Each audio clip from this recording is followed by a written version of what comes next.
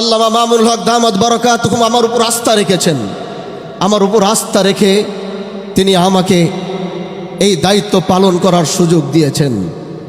ভাই, আমরা ক্ষমতার জন্যে আমরা জাতীয় সংসদে যাই নাই। এরকম ক্ষমতা তো আমাদের পূর্বপুরুষের ছিল। আমরা এরকম ক্ষমতার মসনদে বসার জন্য জাতীয় সংসদে যাইনি। আমরা এদেশের মানুষের কণ্ঠ হয়ে কথা বলার জন্য জাতীয় সংসদে গিয়েছি।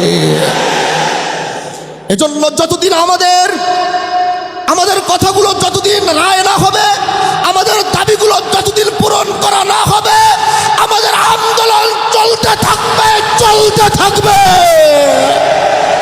প্রিয় ভাইরা আমার, এদেশের মানুষ 70% মানুষ গণভোটের পক্ষে রায় দিয়েছে। 70% মানুষ জুলাইয়ের পক্ষে রায় দিয়েছে। এজন্য এদেশের